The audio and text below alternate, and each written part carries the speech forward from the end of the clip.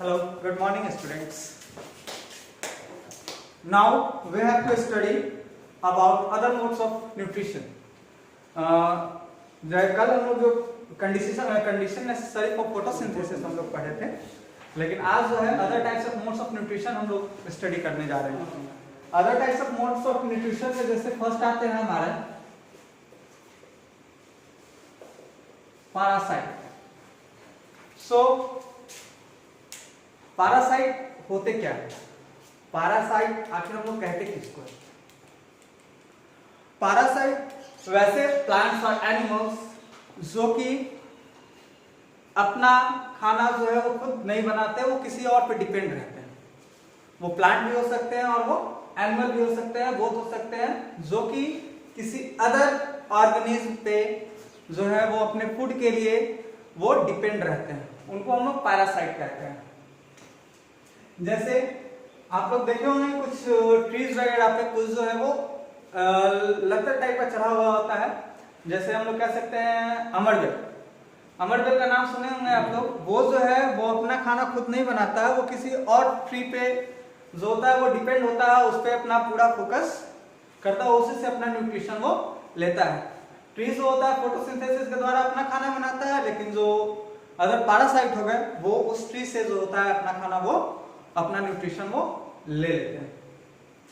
तो पैरासाइट के एग्जांपल में हम लोग डाल सकते हैं.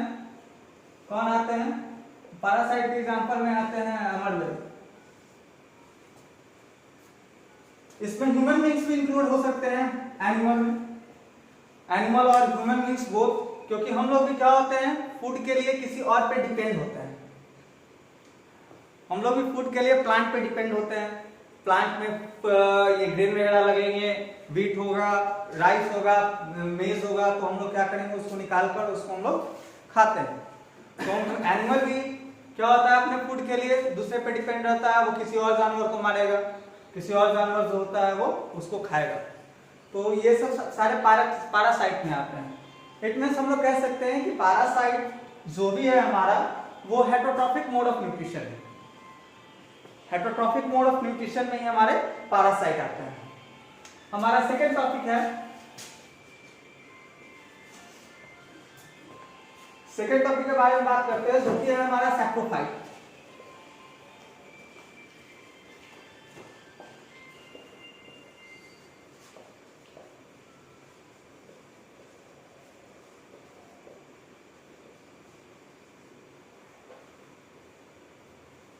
सैप्रोफाइट्स होते हैं हमारे वैसे नॉन ग्रीन प्लांट्स होते हैं जो कि अपने फूड यानी अपने न्यूट्रिशन के लिए वो जो होते हैं कुछ भी चीज जो होता है वो गल जाता है, डिस्ट्रॉय हो जाता है, तो वो उससे अपना न्यूट्रिशन वो लेते हैं. जैसे आप लोग देखे होंगे मशरूम जो होता है वो क्या होता है, वो डेड एंड डिकेइंग मैटर पे होता है. डेड और डिकेइंग मैटर पे होने का मतलब क्या है वो कि न्यूट्रिशन जो है मशरूम जो है अपना न्यूट्रिशन जो होता है वो डेड और डिकेइंग मैटर से लेता है. वही होता है हमारा सैप्रोफाइट्स. तो सैप्रोफाइट्स का हम लोग डेफिनेशन कर सकते हैं कि those non green plants which obtain their nutrition from dead and decaying matter. दो non-green plants which obtain their nutrition from dead and decaying matter, that is known as saprophytes. Example में आप लोग mushroom डाल सकते हैं, fungi डाल सकते हैं, ये सब जो है हमारे सैप्रोफाइट्स हैं. और अपना न्यूट्रिशन जैसे घर वगैरह आसपास में देखते होंगे जो डंग होता है, ये जानवर का एनिमल्स डंग, सच एज काउ डंग, गाय का गोबर, बफेलोज डंग, भैंस का गोबर, ये जो होता है इस पे आफ्टर सम टाइम अगर बहुत दिन तक रखा हुआ होता है तो after some times like mushroom छतरी टाइप का जो होता है वो निकल जाता है. यानी वो जो होता है डेड और डिकेइंग मैटर पे जो होता है वो डिपेंड होता है, और उस पर डिपेंड होने के कारण जो होता है वो सैप्रोफाइट्स की कैटेगरी में आता है. सैप्रोफाइट्स हम लोग डाल सकते हैं इसमें.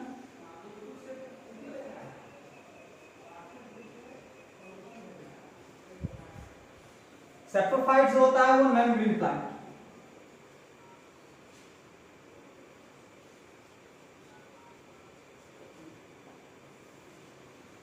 जो कि नॉन ग्रीन प्लांट होता है। इसके बाद बात हम लोग कहते हैं एक इंसेक्टिवोरस प्लांट का।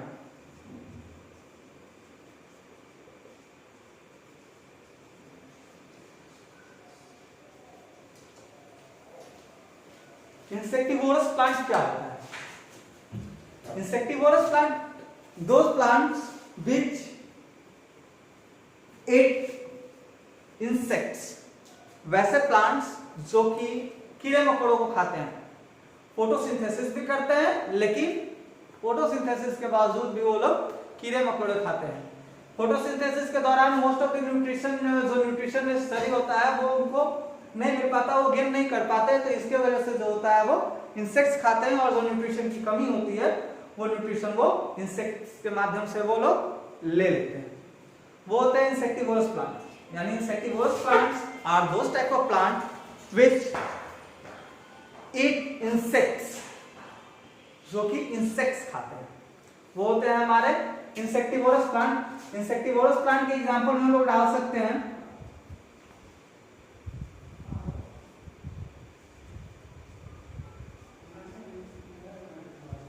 Venus flytrap and peacher plant।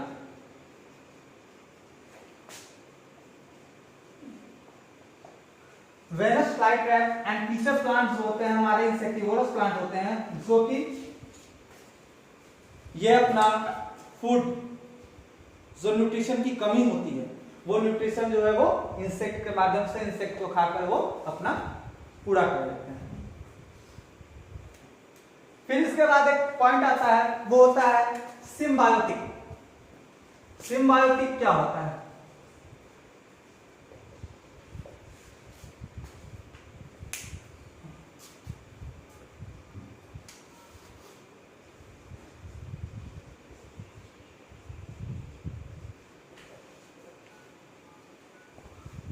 Symbiotic, in a symbiotic there is a mutual relationship between two organisms। Symbiotic में जो होता है रिलेशनशिप चलता है, दो ऑर्गेनिज्म का रिलेशनशिप चलता है, और जो रिलेशनशिप चलता है उस रिलेशनशिप को हम लोग जो है वो सिम्बायोटिक रिलेशनशिप कहते हैं। जैसे कुछ प्लांट होते हैं और हमारे कुछ ऑर्गेनिज्म होते हैं, जैसे हो गए फंगी और अल्गी।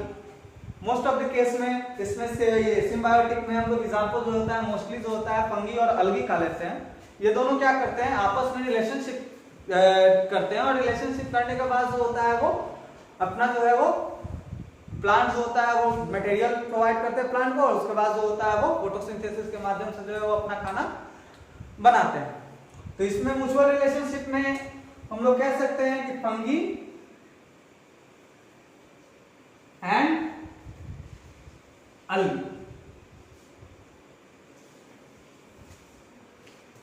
जैसे घर में होते हैं, तो घर में होता है तो जैसे हम लोग जो होता है बाहर से मटेरियल वगैरह कर देते हैं, तो मांस होता है वो मांस होती है वो खाना बनाती है। तो वैसे ही जो होता है फंगी और अल्गी का रिलेशन होता है। फंगी जो होता है वो क्या काम करता है, सारा मटेरियल प्रोवाइड करता है, किसको, अल्गी को प्रोवाइड करता है, और अल्गी जो होता है वो क्या करता है फिर अपना जो है वो फूड बनाता है। इसी प्रकार एक और एग्जांपल हम लोग ले सकते हैं लेग्यूमिनस क्रॉप्स और rhizobium bacteria.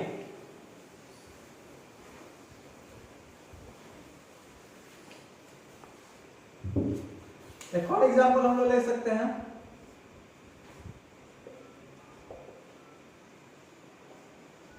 Leguminous crop and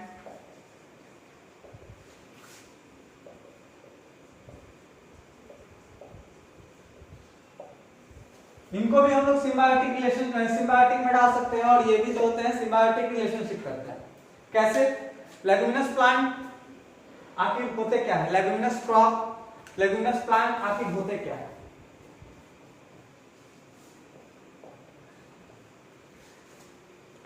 leguminous plant are those type of plant which has rhizobium bacteria in its root। Rhizobium bacteria का क्या काम होता है? राइजोबियम बैक्टीरिया का काम होता है नाइट्रोजन फिक्सिंग करने का। नाइट्रोजन फिक्सिंग करने का यानी एटमॉस्फेरिक नाइट्रोजन को होता है वो नाइट्रोजन कंपाउंड में चेंज करता है। नाइट्रोजन कंपाउंड में चेंज करने के बाद जो होता है वो प्लांट को देता है और प्लांट जो होता है फिर उसका यूज करता है अपना फोटोसिंथेसिस करने में, अपना ग्रोथ करने में और अपना न्यूट्रिशन लेने में। तो इसी वजह से हम लोग जो होता है राइजोबियम बैक्टीरिया और लेग्यूमिनस प्लांट को जो होता है हम लोग क्या करते हैं, सिम्बायोटिक में डालते हैं और इनके म्यूचुअल रिलेशनशिप को हम लोग जो होते हैं वो सिम्बायोटिक रिलेशनशिप करते हैं।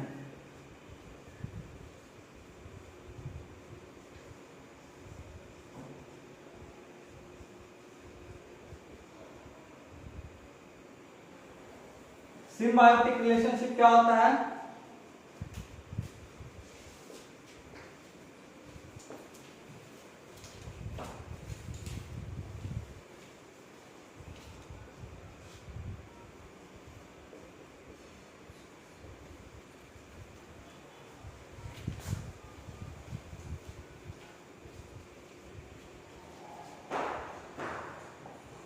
रिलेशनशिप बिटवीन टू ऑर्गेनिज्म, यानी इट मींस एग्जांपल में आप लोग डाल सकते हैं फंगी और अलगी के बीच का रिलेशनशिप और लेग्यूमिनस प्लांट और राइजोबियम बैक्टीरिया का रिलेशनशिप। यह होता है हमारा सिम्बायोटिक और सिम्बायोटिक रिलेशनशिप। सिम्बायोटिक और सिम्बायोटिक रिलेशनशिप के बाद हमारा एक टॉपिक आता है जो कि होता है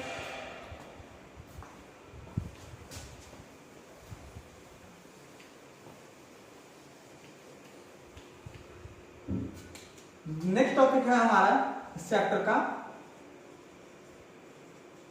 हाउ आर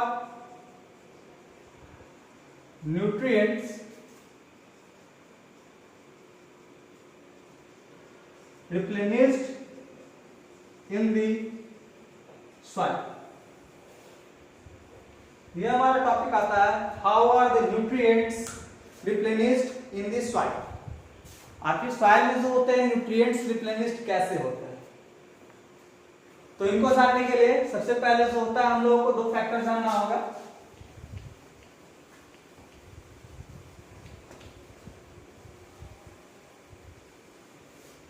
आप लोग जानते भी होंगे, पिछले क्लास में आपको पढ़े भी हैं, manure and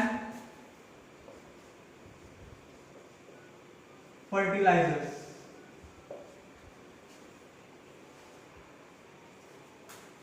manure and fertilisers, manure क्या होता है और फर्टिलाइजर्स क्या होता है? मैन्योर जो होता है हमारा जो होता है वो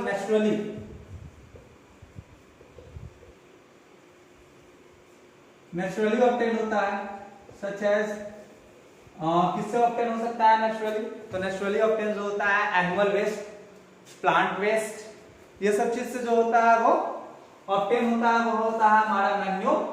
और फर्टिलाइजर जो होता है वो हमारा होता है फैक्ट्री में। मैन्योर फर्टिलाइजर्स में जो होता है एनपीके प्रेजेंट होता है। NPK stand for N for nitrogen, P for phosphorus and K for potassium।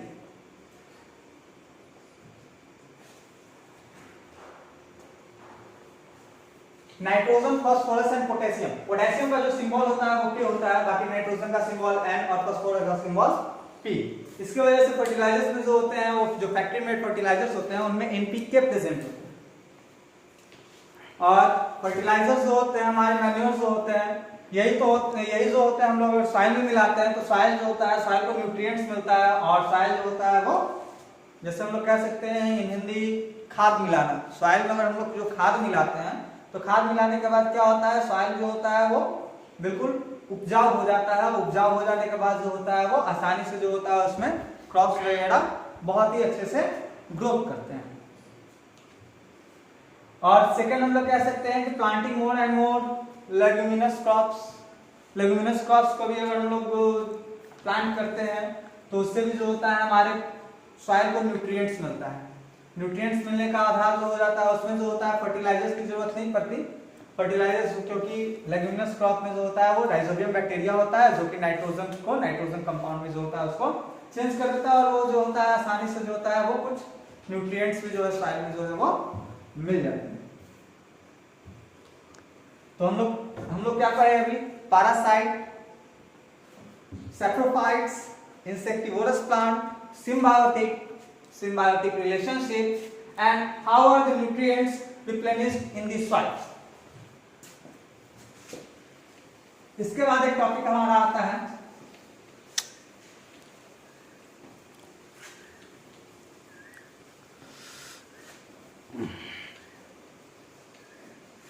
जो कि आपके चैप्टर का ये लास्ट टॉपिक है, चैप्टर 1 का, जो कि होता है हमारा सेल। चैप्टर का लास्ट टॉपिक है आपका सेल। तो सेल आखिर होता क्या है? सेल को हम लोग जो है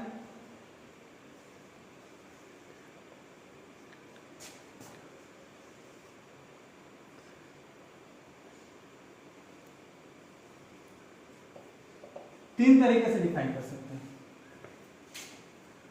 first, cell is the smallest unit of the living organism. Number second, cell is the structural and functional unit of living bodies. And number third, cell is the building block of the living bodies. First हमारा cell is the smallest unit of life. Number second, cell is the structural and functional unit of life. Number third, cell is the building block of the living bodies. तीनों definition को one by one हम लोग समझते हैं। First हम समझते हैं कि cell is the smallest unit of life. आखिर हम लोग कैसे कह सकते हैं कि सेल जो होता है हमारा स्मॉलेस्ट यूनिट है? जैसे हमारा घर बनता है, मकान बनता है, तो उसमें जो होता है हम लोग ब्रिक्स यूज करते हैं।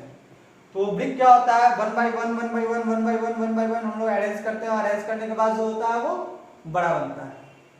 तो छोटे से ब्रिक से बड़ा मकान बनता है। उसी तरह हमारा बॉडी जो है एक सेल से नहीं, लगभग मिलियंस ऑफ सेल से बना हुआ है। तो मिलियंस ऑफ सेल क्या होते हैं? सारे बॉडीज में है। तो इसी कारण एक छोटा सा सेल क्या होते हैं? इकट्ठा होते हैं, और इकट्ठा होने के बाद जो होता है, इसी कारण हम लोग जो कहते हैं कि cell is the smallest unit of life. It means अगर सेल नहीं रहेगा तो हमारा बॉडी जो है वो रहेगा ही नहीं, हमारा बॉडी जो है वो स्टैंड ही नहीं होगा। सेकंड डेफिनेशन हम लोग कह सकते हैं कि cell is the structural and functional unit of life. It means जो भी हमारा स्ट्रक्चर है, जो भी हमारा बॉडी का स्ट्रक्चर या फिर जो भी प्लांट का स्ट्रक्चर है, वो सारा डिपेंड करता है सेल पे। सेल ही हमारा जो होता है हर एक पार्ट, प्लांट के भी हर एक पार्ट, और वो एनिमल हो या फिर ह्यूमन बींग्स हो, सभी जो है वो सेल से बने हुए, विदाउट सेल कुछ नहीं। तो cell is the structural and functional. Functional means जो भी हम लोग वर्क करते हैं वो सेल के अकॉर्डिंग करते हैं, विदाउट सेल हम लोग कोई भी वर्क नहीं करेंगे। थर्ड हमारा डेफिनेशन कहता है कि cell is the building block of the living bodies. Building block it means कि कोई भी लिविंग बॉडीज है, कोई भी लिविंग थिंग्स है, आखिर वो स्टैंड है वो केवल सेल की वजह से। यानी जैसे बिल्डिंग का एग्जांपल दिए, कोई भी बिल्डिंग जो है वो खड़ी है, वो ईंट की वजह से खड़ी है। छोटे छोटे ईंट जो होता है वो बिल्डिंग को बड़ा करता है। सो ये था सेल का 3 डेफिनेशन। और अबाउट सेल जो होता है और भी है, तो हम जो है इसके बारे में जो होता है वो और भी इंफॉर्मेशन है। जैसे सेल के जो है आपको इस क्लास में नहीं पढ़ना है, लेकिन कुछ बुक्स में जो है वो दिया हुआ है कि सेल जो है वो देयर आर